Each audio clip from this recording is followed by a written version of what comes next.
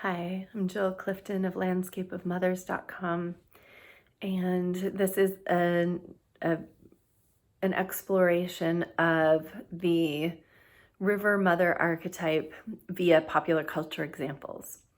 So today I think I wanted to talk about the river mother, and I think a good example of the strength of a river mother is Mrs. Weasley in the Harry Potter series of books and movies.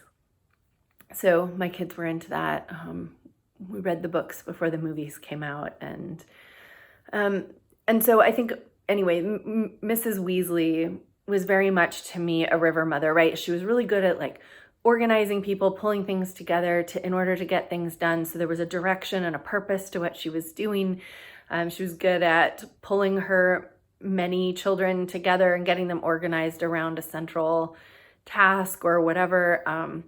She was good at, even later in the books when adults are starting to gather to form some sort of resistance group, she's part of kind of holding the space of that. She's part of the organization, the pulling together, the having the space, the collecting of people, the knowing of who is necessary to be part of the group. And so she does this really easily and efficiently. So she has a lot of those characteristics of river mother. And I think she's, even though there are times where her character maybe borders on a little bit naggy and things like that, for the most part, and sort of the bottom line, the function that her character has is this coalescing and organizing force for a purpose. So she has this, both an organizing pattern and a direction that it's going.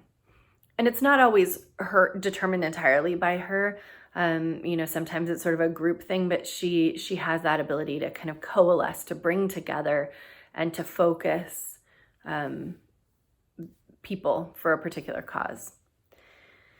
The struggle of a river mother, even though there's a few mothers in this story, but to pick another character from Harry Potter, as long as we're on that mental train, Delores Umbridge is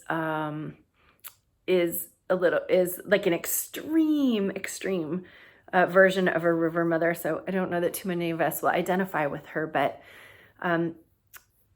what she represents is this willingness to go about a particular outcome in ways that deeply undermine the autonomy, the healthy functioning of other people in the group, right? So it's about getting power instead of tending to people. And so there's this way that becomes sort of the shadow of river mother, right? She's using all those techniques. She's pulling certain people together, but not tending to everyone. She's tending to a very particular group, the Ministry of Magic. And she's focused and she's organized around something that's deeply detrimental, right, to everyone. There's a lot of control, there's punishment and criticism and pain and suffering inside of what she's doing, and it's around trying to get everyone to conform more than it's around trying to get people to coalesce, right? So in those ways, these are two kind of extremes, right? In our day-to-day world, we probably play more in the middle, and the question then becomes for river mother, what am I doing to support and coalesce people to have a common purpose and a shared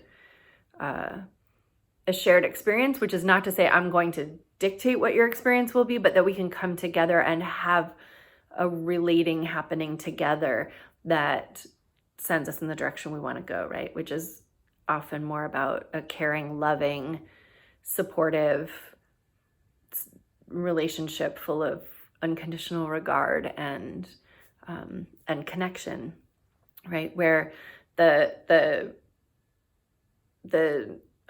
struggles of the river mother are more around that tendency to fall into wanting the efficiency. It's very efficient to just punish and coerce people into being a certain way so that it goes along quickly and everything gets done just so, and you have all the control over it. And there's ways all of us do that, because there's definitely, parenting is inherently inefficient.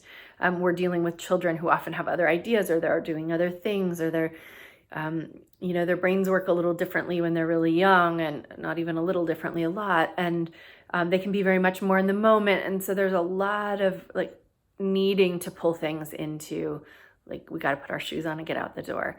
And yet we can do it in a way that honors the strengths of our inner river mother.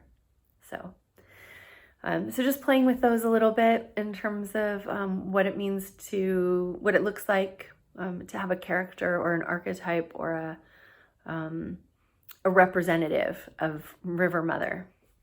So hopefully that's helpful and fun. And if you have any questions, don't hesitate to reach out or to look toward the book, Landscape of Mothers. It's available at Amazon and other online book retailers. The stories of the pop culture stuff are not in the book, but the archetypes are well defined in the book. So thank you.